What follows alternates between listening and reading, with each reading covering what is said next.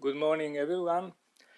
Today I want to update you regarding results that have been obtained in our lab in the last, let's say, 5 years. And as you see from the title, light at the end of the tunnel, this nickname means the application of non-genetic photostimulation techniques for neurons and their application to visual restoration. First of all, why we have to render neurons light sensitive? So light has an important advantage with respect to electrical stimulation of neuron, that is the standard technique, for example, for deep brain stimulation. Light has a high space and time resolution, has a low invasiveness, can be operated remotely, and has also a reduced complexity with respect to electrical stimulation. Now, how can we make neurons light sensitive? So how can we drive the activity of neurons, modulate the activity of neurons with light? So we have in our body intrinsically sensitive neurons that are photoreceptors, rods and cones in the retina. But the other neurons are not light sensitive. So the way to become for them light sensitive is either express opsins based on optogenetics, so you genetically modify neurons to express light-dependent actuators, for example, light-driven ion channels, channelrhodopsin is the most famous, or, for example, pumps, ion pumps that drive outward currents, hyperpolarizing currents. Then there is a third possibility to create interfaces with neurons that are light sensitive using smart materials that can transduce the energy of photons into an electrical field that modulates the activity of neurons. We actually chose this very last system to make neurons light sensitive, and the two strategies that we have applied are shown in this slide. So on the left, we used organic photovoltaic polymers to create, under the shape of nanoparticles, to hybrid electrical synapses. According to another approach, we used basically amphiphilic photochromic probes based on the molecule of azobenzene to render membranes light sensitive, neuronal membranes light sensitive. So I will try to review both strategies that we applied, but before starting showing you the results, let's go to the target of these technologies. These technologies are aimed at stimulating neurons with visible light, and thereby the most immediate application is the degenerative blindness. You know that retina is affected by degeneration, and particularly photoreceptors are the neurons in the retina that are most vulnerable to degeneration. Photoreceptor degenerate, and we have two major retinal dystrophies in human. Retinitis pigmentosa, in which degeneration hits rods and progresses from the peripheral retina to the center, then finally involving also cones and leading to complete blindness.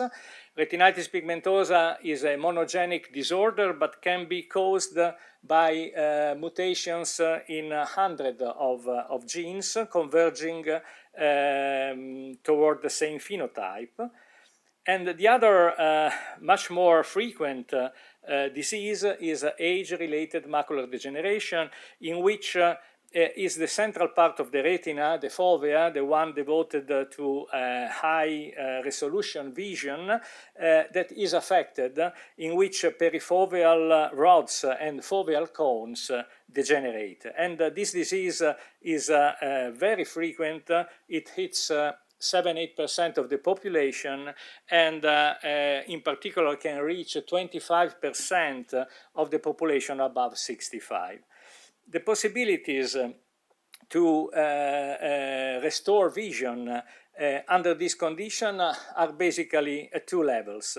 One is retinal stimulation, so we can implant in the retina some kind of a material that is sensitive to light and that will electrically activate the inner retina. As a matter of fact, the neurons in the inner retina, namely the on bipolar cells, the off bipolar cells, and the retinal ganglion cells, which project with the optic nerve to the brain, they are spared by degeneration.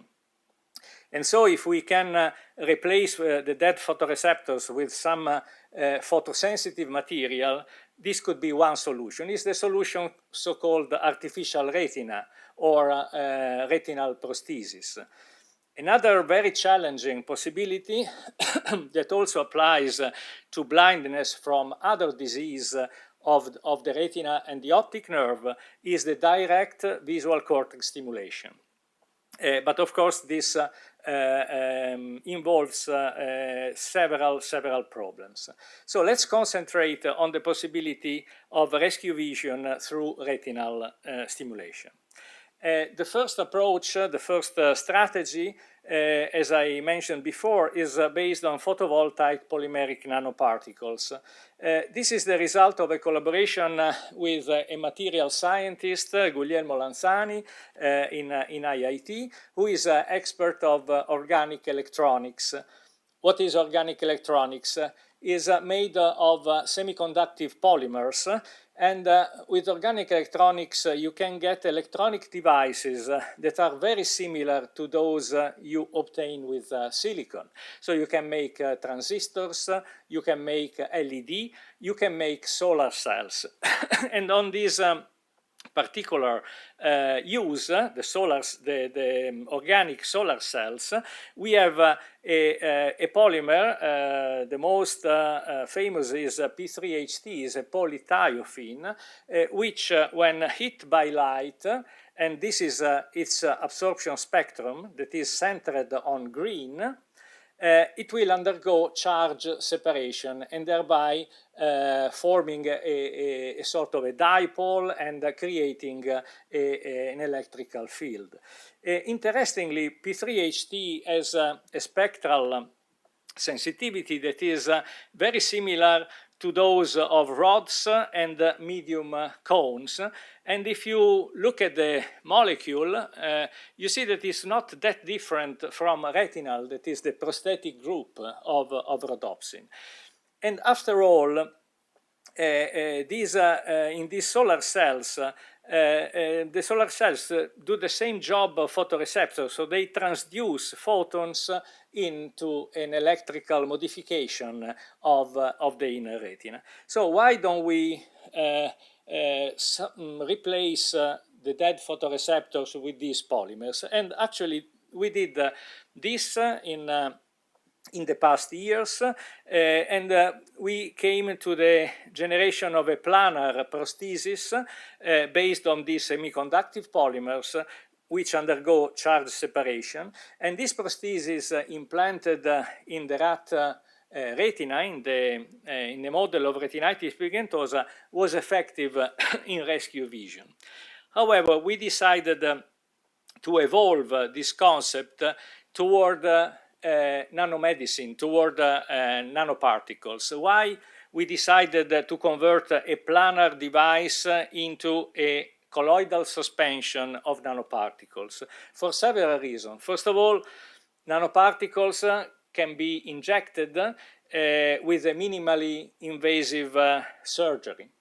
The second thing is that the surface of the interface, if you have nanoparticles, is greatly increased with respect to a planar device.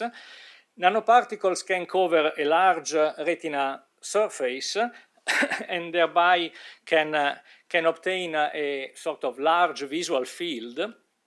And In addition, the stimulation has a high spatial resolution and thereby can reach potentially very good extent of visual acuity. So here you see the nanoparticles seen at a scanning electron microscopy.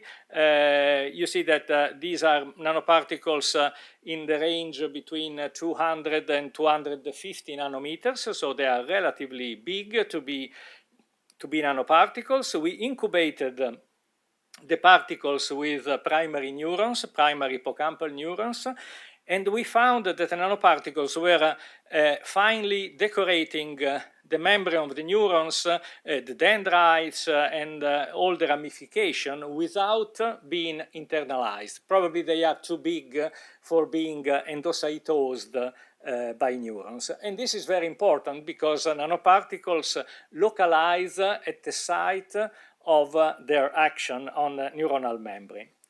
Going more in detail, we found that the relationship between a nanoparticle and the neuron is indeed very, very strict. Basically, nanoparticles almost fuse with the neuronal membrane. You see here nanoparticles kind of trapped in the membrane at the cell body level, or almost fused with the membrane in the dendritic network.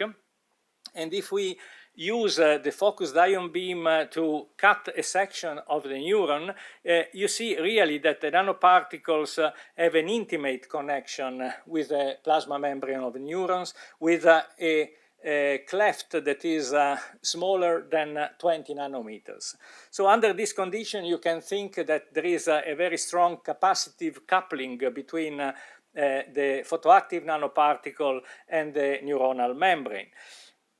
And as you see here, when the photons hit the nanoparticle, then the area hit by the photons becomes enriched in electron, and the positive charges move on the opposite side. So basically, when a photon excites the particle becomes a sort of nanodipole, and the nanodipole with the very high resistance of the cleft between the junctional cleft between the particle and the membrane will induce modulation of the membrane potential.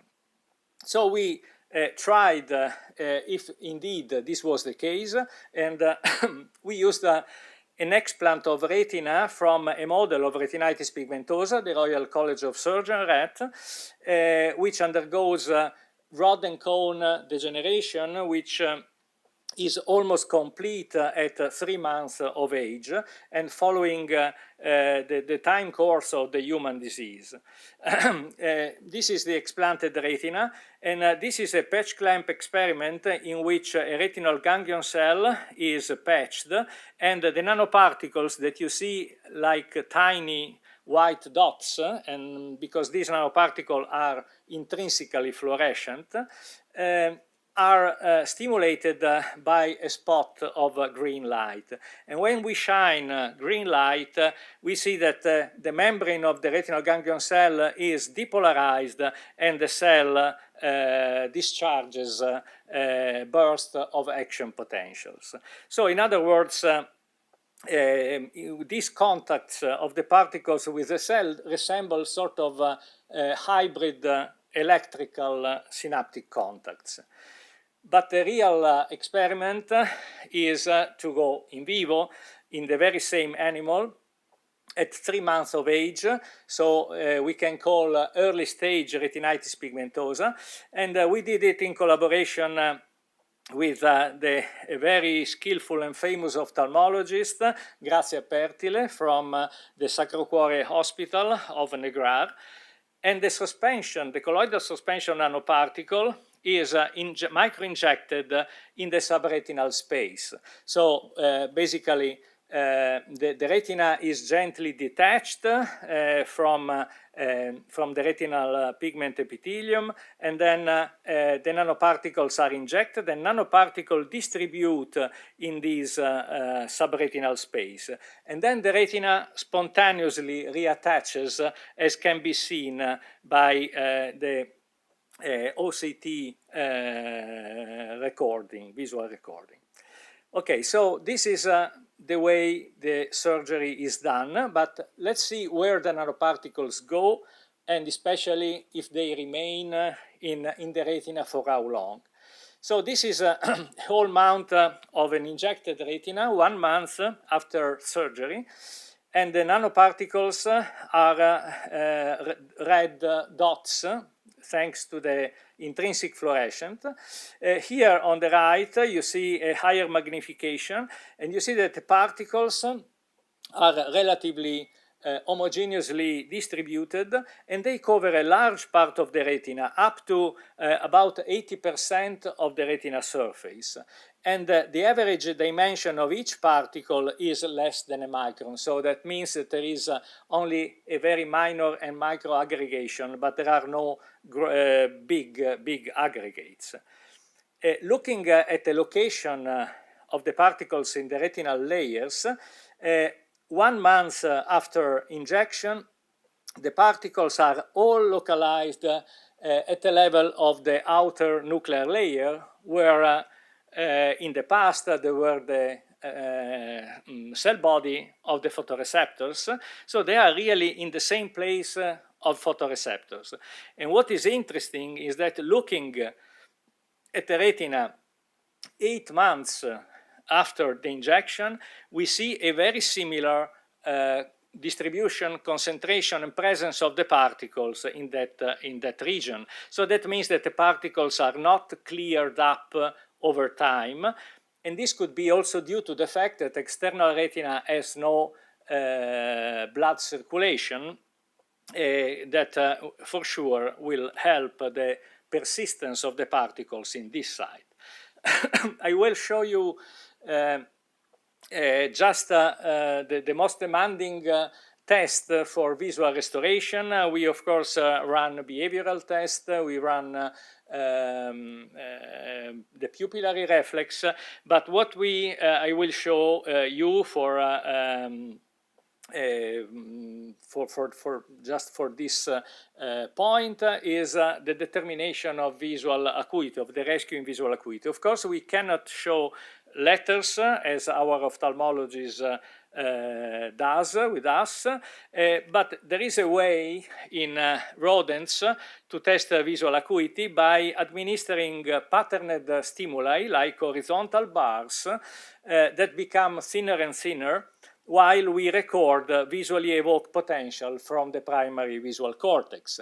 And of course, as the bars become thinner, then the amplitude of the visually evoked potential becomes smaller and smaller, and finally the intercept with the x-axis will be a measure of the visual acuity. This will be a point in which the rat sees uniformly gray and doesn't see bars anymore. So we performed this test 1 month after injection. DPI means days post-injection, and we found a very interesting result. So the first column is healthy congenic rats, so they do not have retinal degeneration, so these are the healthy controls. These are the RCS, Royal College of Surgeons rats, that are degenerated and have a strong decrease in visual acuity. If we inject the P3HT nanoparticles, we can rescue completely visual acuity. But if we inject inert nanoparticles like glass nanoparticle, as we did, the visual acuity remains that of uninjected rats. Another interesting thing is that 8 months later, in agreement with the permanence of the nanoparticles, we still maintain the same rescue of visual acuity, showing that the particles are not simply remaining in the retina, but they remain active. Another experiment to be sure that the visual rescue was really due to the phototransduction by the nanoparticles was done by selecting a a wavelength of stimulating light in the red region, a wavelength that the rat retina does not perceive. But P3HT, having a relatively broad absorption spectrum, can still be excited by the red stimulation. And interestingly, we saw that only the animals, the blind animals which received the P3HT nanoparticles generated visually evoked potential in response to the red light stimuli, whereas also the healthy animals did not respond to this wavelength. Further, we basically correlated the rescue in visual evoked potential amplitude with the density of nanoparticles on second order neurons, both bipolar cells and horizontal cells.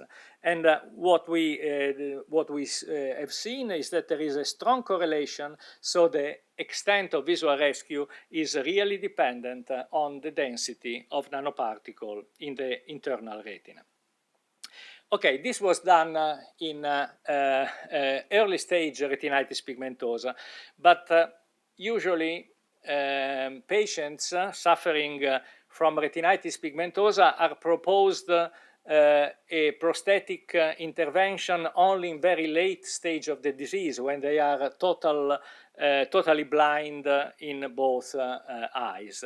What happens to the retina, to the dystrophic retina over time? In the beginning, the retina is normal, then photoreceptors degenerate in the early stage, but in the late stage of the disease, the inner neurons that are spared by degeneration start to rearrange, to rewire, because of the prolonged denervation by photoreceptors. So an end stage retinitis pigmentosa, the retina is different from an early stage. And you can see it here. For example, this is a staining for rhodopsin, and you see this orange band are the external segments of, of rods. This is the healthy control. Here is, let's say, the early stage of retinitis pigmentosa. We don't have external segments anymore, so the animal is blind. We still have some spared cell body of photoreceptor, but without external segment. But the inner retina, this is the bipolar cell layer, and this is the ganglion cell layer, is relatively preserved.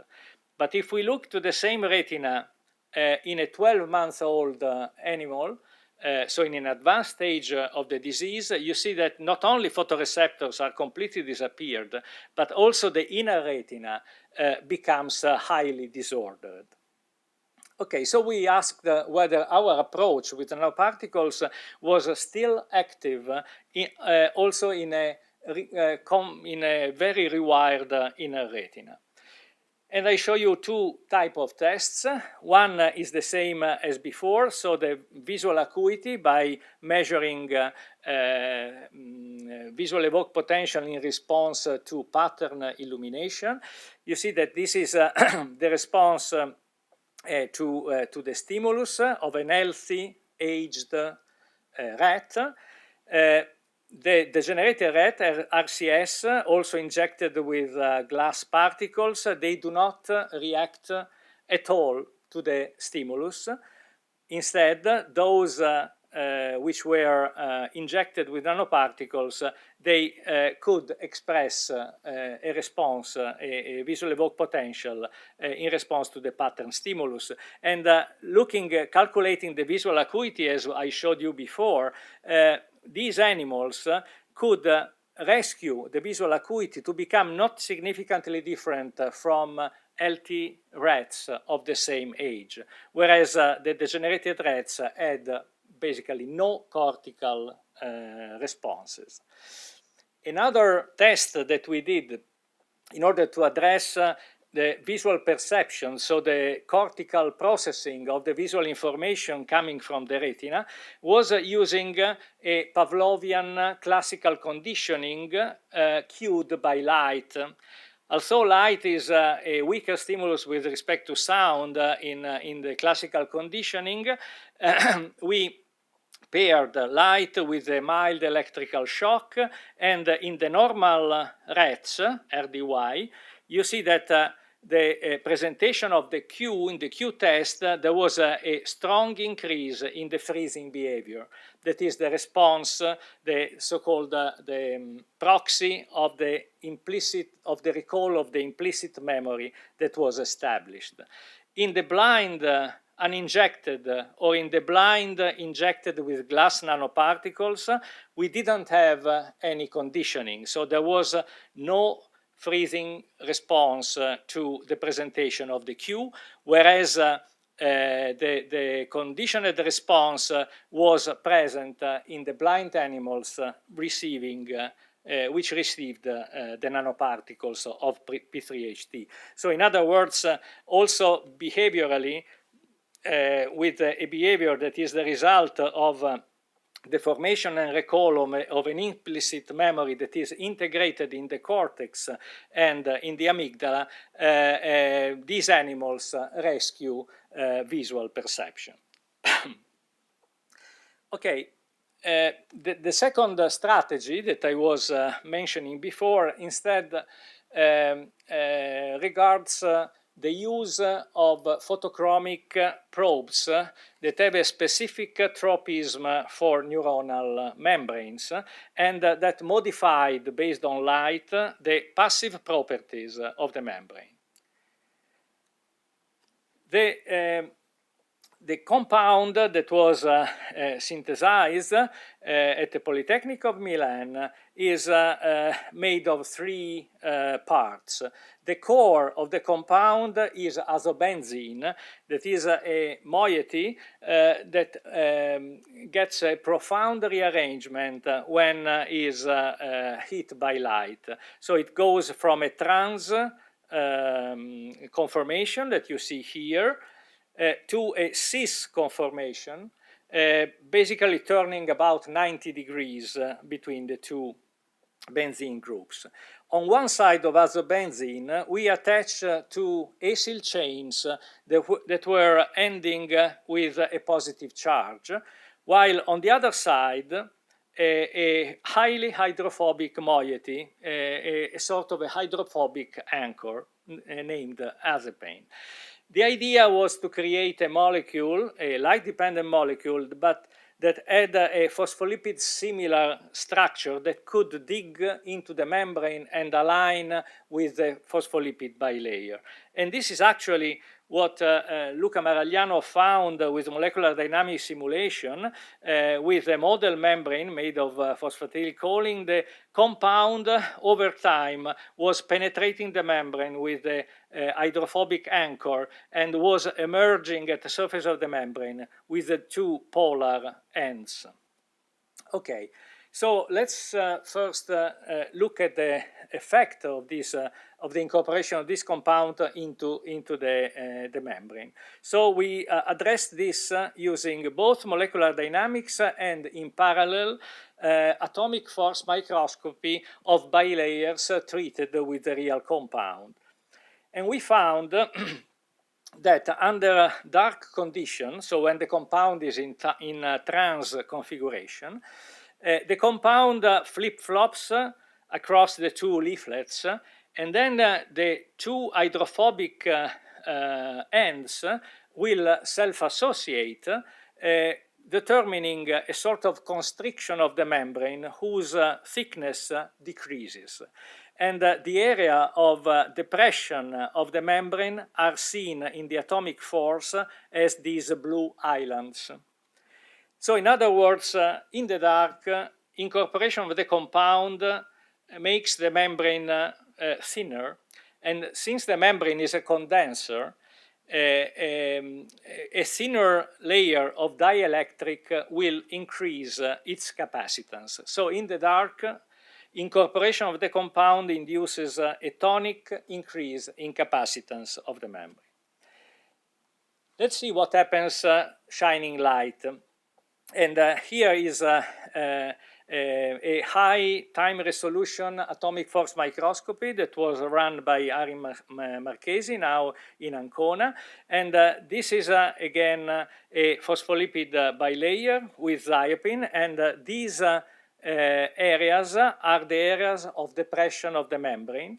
And you can see here the histogram of the membrane thickness. We have the regular thickness of the membrane and all these areas of membrane depression, as I showed you before. Now, shining blue light, cyan light, you see that these areas of depression are basically disappearing.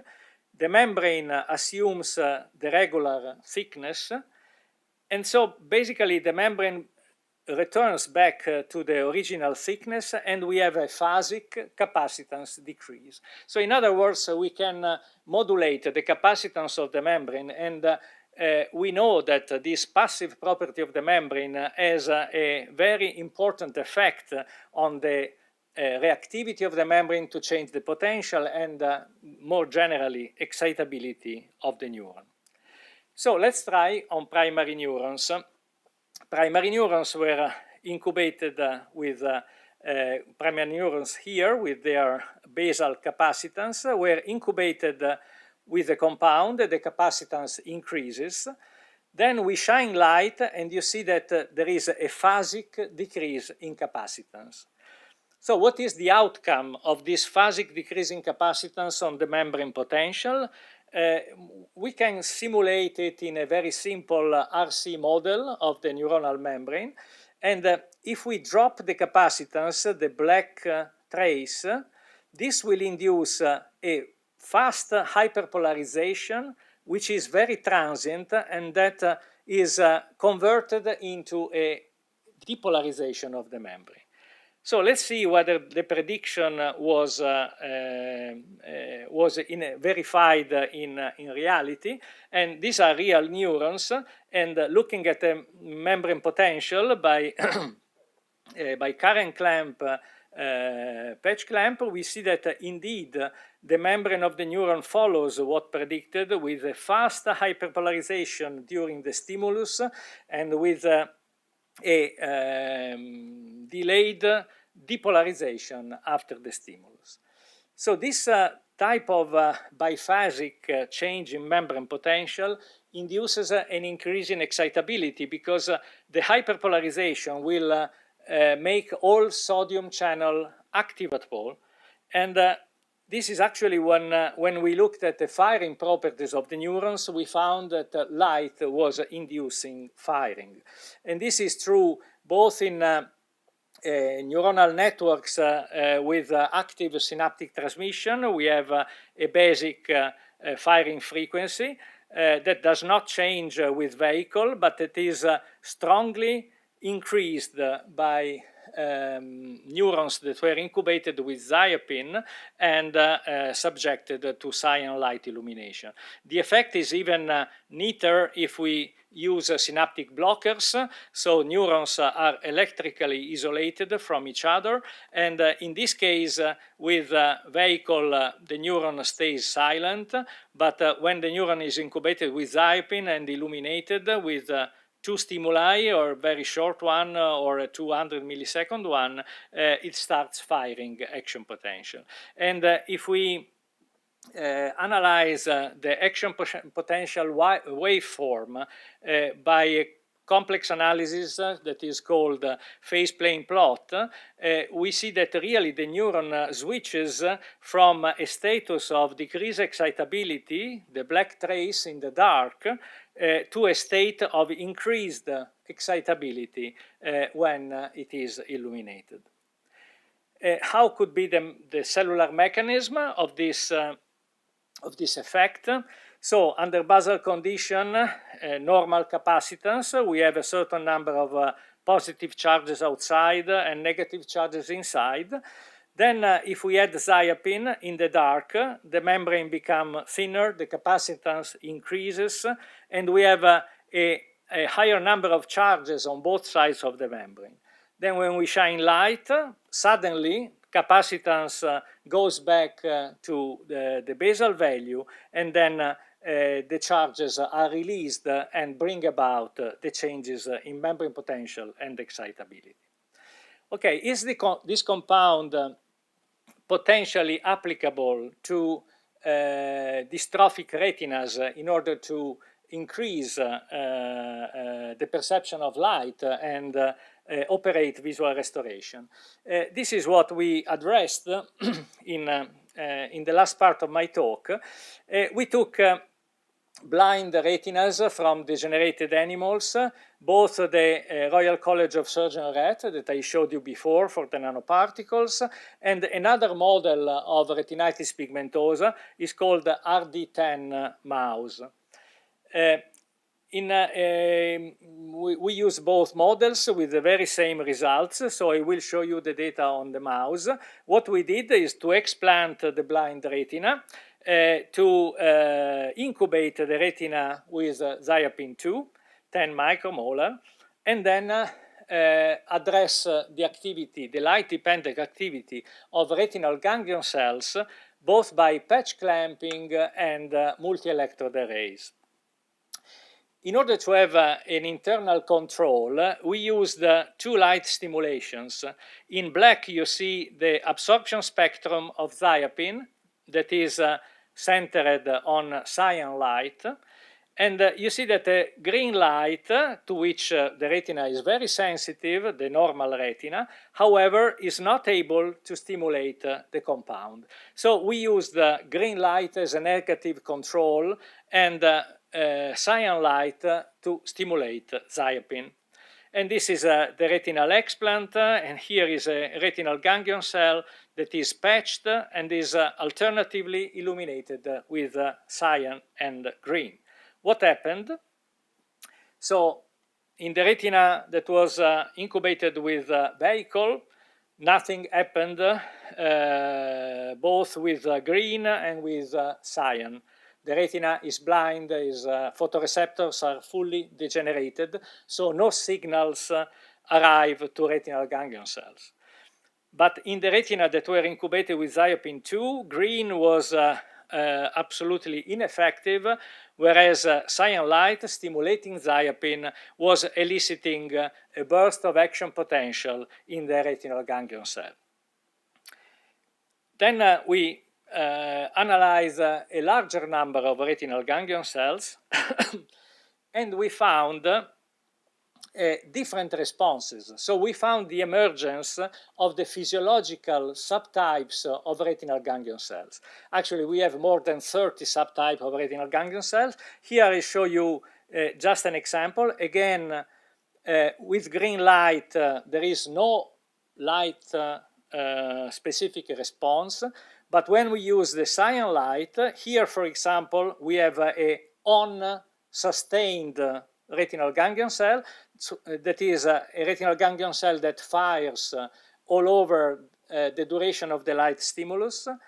Here we have an off-suppressed cell, so in which the stimulus suppresses firing, that is high even before and after the stimulus. And here we have an off-transient, which also is silent during light and undergoes a burst of action potential immediately at the switching off of the light. By the way, these three types of neurons that were recorded were injected with biosighting and were corresponding to also the cytoarchitectural feature of these cells, because the on, for example, have synapse with on-bipolar cells very close to the cell body of retinal ganglion cells, whereas the off have a synapse that is more external in the retina. In a retina section. So this is the effect of the cyan light illumination at various power.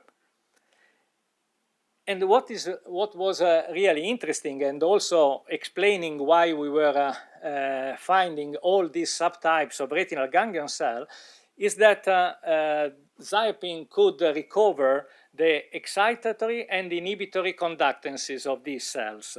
Here, for example, you see that the integrated conductance is greatly increased with cyan light, whereas it's not affected by green light. And here is interestingly, because we separated the conductance in excitatory and inhibitory conductances. So the excitatory conductance in this retinal ganglion cell that turned out to be an off cell increases and then slowly decreases. The inhibitory conductance also increases, but then decreases very rapidly. So we have, at a certain point, at the end of the light stimulus, an increase in excitation with respect to inhibition, and this is the time this retinal ganglion cell starts firing.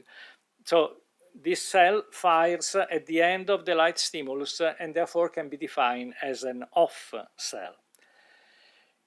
These experiments are very interesting because they tell you that the real area of the retina on which Ziapin acts are the second order neurons, so particularly the bipolar cells that are bipolar cells on and off that will elicit activation of on and off retinal ganglion cells. But to have a larger statistics of retinal ganglion cells, we used high density multi-electrode arrays. In this case, this chip has 4096 electrodes that can be read at the same time, simultaneously, giving the possibility to record simultaneously hundreds of retinal ganglion cells. And this is an example of a blind retina that was treated with green light stimulus. And you see that the light has no effect on the spontaneous activity of the retina. Here instead, when the stimulus was cyan, we could extract all a series of on-off and off retinal ganglion cells that you can see here in raster plots at a higher magnification. So this is an on cell that stops firing at the end of the stimulus. This is another on cell. This is an on-off cell that has a burst at the beginning at the switch on of the stimulus and another burst at the switch off. And this is an off that only discharges at the end of the light stimulus. In addition to this variety of responses for retinal ganglion cells, also the overall number of retinal ganglion cells that were activated by light was only 5% in the degenerate retina and became 63% in the retina incubated with Ziapin compound. But now the problem is why Ziapin that activates firing when stimulated by light predominantly activates on, and then the off cells follow based on the inner retinal network. So why there is this specificity for on bipolar cell? This is one would expect that Ziapin activates with light at the same time on and off bipolar cells, as all the retinal prostheses done so far do. So if we don't have photoreceptors anymore and we have Ziapin, what happens is that Ziapin does not uniformly activate on and off bipolar cells. Ziapin isomerization selectively activates on bipolar cells, and this will trigger the physiological on-off dynamics that is dictated by the inner retinal networks. So the real question is why Ziapin is specific for on bipolar cell, or at least induces a more precocious activation of on bipolar cells. We thought a lot to this question, and we don't have a definite answer. But on one side, on bipolar cells are much longer than off bipolar cells. As I was mentioning before, they synapse retinal ganglion cell much close to the retinal ganglion cell body. and thereby they have a larger membrane surface, and thereby they can incorporate more thiopin, and the effect on capacitance could be more significant. Another possibility is that these on-bipolar cells have much longer axons than off-bipolar cells, and since both bipolar cells do not express action potential, but they work just by oscillation of the membrane voltage, it could be that with let's say, an effect on capacitance, this will enhance the electrotonic conduction in on-bipolar cell more than in off-bipolar cells. So these are possibilities that we are currently addressing in retinal sections. But even before being absolutely positive on the final mechanism, we try to see if the injection in vivo of the compound, the intravitreal injection, was having any effect in visual restoration of the RD10 mouse. In this case, mice were subjected to a very classical test, the light-dark box test, in which the mouse is put in the light compartment. And since rodents prefer dark compartments, they feel less anxious and safer. We measure how much time they spend under the light, and also how much time they spend in the center of the light arena. What we found is that in green are the wild type, the healthy mice. In black are the blind mice, not injected with vehicle, and in red the mice injected intravitreally with thiopin. So the time spent in the light box is short for healthy mice that escape from light. It's a long time for blind mice that do not care of light because they do not see. And this is significantly decreased by thiopin. So thiopin reactivates the sensitivity of light. And the same effect, even more dramatic, is observed when we calculate how long the animal stays in the center of the arena. That is the area that elicits more anxiety to the animal. Then we made another behavioral evaluation that takes into account also visual acuity. So basically the animal is put in the center of a LED device with pattern visual stimulation that is moving around, and we measure the optomotor response of the animal. And the index of optomotor response, 1.2, is the threshold for vision. So if you are below, you are kind of blind of various severity. If you are above, you can distinguish pattern. This was done in the 3 experimental groups, even with vehicle or with thiopin. See that the addition of thiopin in the healthy mice does not have any effect. The addition of a vehicle in the blind mice does not affect their poor behavior, their poor performance. And instead, in the blind mice, if we inject thiopin, the red column, you see that they pass the threshold and they become improved in distinguishing the patterns. So these effects improve vision in these dystrophic animals, and this effect with a single intravitreal injection are persistent for 2 weeks.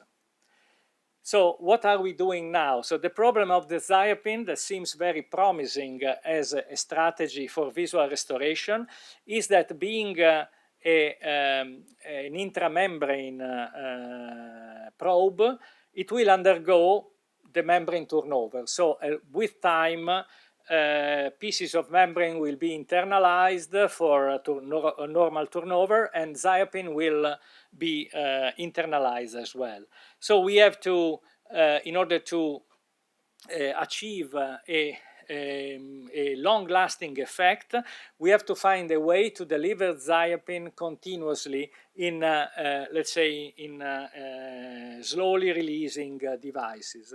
And what we are doing in collaboration with Paolo De Cuzzi is creating microplatelets of polymers PLGA with a biocompatible detergent in order to incorporate zaiapin in these small platelets that can be injected as a suspension, and in order to achieve a slow release, slow prolonged release of the compound. And this is actually, this is very preliminary, but this is actually what happens. So this is the progressive release over 1 month of the compound. Okay, I'm finished, so I show you these two strategies that we are developing, and the first one has already promoted the birth of a startup for the nanoparticles.